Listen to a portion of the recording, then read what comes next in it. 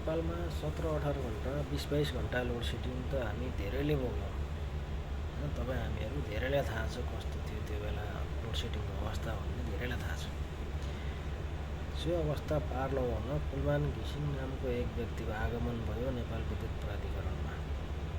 उसको आगमनपछि नेपाल एउटा load shedding मुक्त मात्रै देश बनेन होइन। उसले विद्युतीय व्यापार मार्फत नेपाल सरकारको खातामा अरबौँ खरबौँ रुपियाँ फाइदा गरायो क्या होइन। प्रत्येक वर्ष अरबौँ खरबौँ रुपियाँ नेपाल सरकारको खातामा चाहिँ मुनाफा जम्मा गरायो र बाँकी यी अरबौँ खरबौँ रुपियाँ जुन नेपालका ठुला धनाढ्य नेपाल सरकारसम्म चाहिँ फेरबदल गर्न सक्ने हिम्मत भएका व्यापारीहरूसँग उठाउनु बाँकी बक्यौता जब कुलमान घिसिङले उठाउँछु भनेर चाहिँ लाइन काट्ने अथवा निवेदन लेख्ने दुनियाँ गरे पैसा उठाउनको लागि सरकारले त्यो कुरालाई चाहिँ राम्रो मानेन।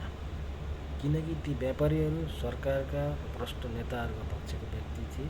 तिनको मद्दतमा रहेर सरकारले आज कुलमान घिसिङलाई नेपाल विद्युत प्राधिकरणको जिम्मेवारी पदबाट बर्खास्त गरेर नेपालीहरूको निधारमा फेरि एक प्रकारको अँध्यारो थोपरिदिएको छ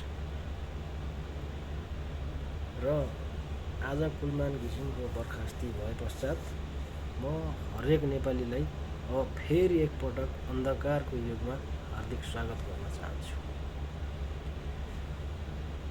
अब फेरि खोज्ने बेला भएको छ। तपाईँले पहिले धनसारमा राखेका टुकीहरू,